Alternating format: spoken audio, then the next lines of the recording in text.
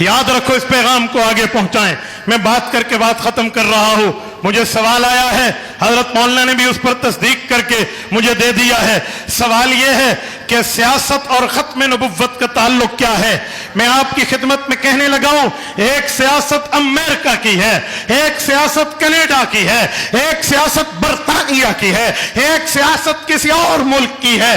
وہ سیاست مغربی سیاست ہے. میرا اس سے کوئی لینا دینا نہیں ہے. میں اس سیاست کی بات کر رہا ہوں جس کا ذکر اللہ کا قرآن سورت نمبر 12 سورت یوسف میں اجعلنی علی خزائن الارض کہہ کے کرتا ہے. میں اس اسلامی سیاست کی بات کرنے لگا ہوں جس کے لیے اللہ کا قرآن وسلیمان الریح غدوها شہرا ورواها شہر کہہ کے کرتا ہے. میں اس سیاست اسلامیہ کا باسی ہوں جس کے لیے اللہ کا قرآن یا داؤد انا جعلناک خلیفۃ فی الارض کہہ کے کرتا ہے. میں اس سیاست کا دلدادہ ہوں جس کو اللہ کا قرآن اليوم اکملت لکم دینکم کے بعد اتممت علیکم نعمتی میں اتمام کی بات کر کے تنفیذ اسلام کی بات کرتا ہے. ہاں میں اس سیاست کی بات کرتا ہوں جس کے لیے صحیح بخاری جلد نمبر 1 کتاب الانبیاء باب حدثوا عن ذکر بنی اسرائیل ولا حرج. حضرت ابو ہریرہ راوی ہیں رضی اللہ عنہ،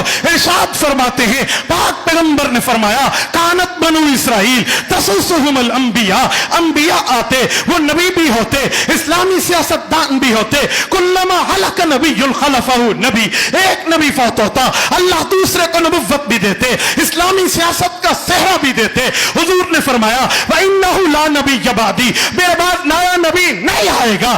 صحابہ کرام نے حضور کے چہرے کو دیکھا، آپ کے بعد ختم نبوت ہے تو ختم سیاست بھی ہے. حضور نے فرمایا نہیں، فَسَيَكُونُ بَعْدِي خُلَفَاء فَيَكْثُرُونَ، میرے بعد علماء سیاست کے وارث بن کے تشریف لائیں گے. اس سے سمجھ آیا ہم اس سیاست کی بات کر رہے ہیں جس سیاست کو محمد الرسول اللہ نے اپنے فرمان میں اور اللہ نے اپنے قرآن میں ذکر کیا ہے. آج اس سیاست کا ذمہ داری کا صحرا آپ کے قائد، میرے قائد، ہم سب کے قائد، امت کے قائد، قائد انقلاب، قائد جمعیت، قائد ملت اسلامیہ حضرت مولانا فضل الرحمان حافظہ الرحمان کے سر پہ ہے. مسلمانوں، آج مفتی محمود نے نہیں آنا، اس کی عزت کر لو. اللہ کی قسم اللہ معاف کرے، یہ دنیا سے چلا گیا، ہمیں سر چھپانے کی جگہ کہاں ملے گی؟ اپنے اکابر کی زندگی میں قدر کرو.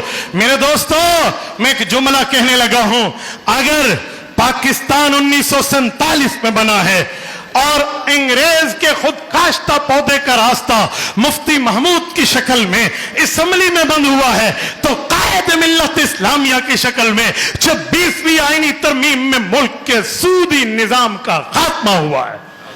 1 جنوری 2028 آپ بھی انتظار کریں، ہم بھی انشاءاللہ ہمارا ملک سود سے پاک ہوگا. اس سیاست کی بات ہم کرتے ہیں. اسی سیاست کو میرے نبی نے ختم نبوت کے ذیل میں ذکر کیا ہے. اسی لیے سیاست میں علماء آئیں گے تو وہ نبوت کے وارث ہوں گے. اللہ آپ کو رمے صراط مستقیم عطا فرمائے، دین اسلام پر، دین حنیف پر عمل کی توفیق عطا فرمائے. اقول قولی ھذا واستغفر اللہ وآخر دعوانا ان الحمد للہ رب العالمین.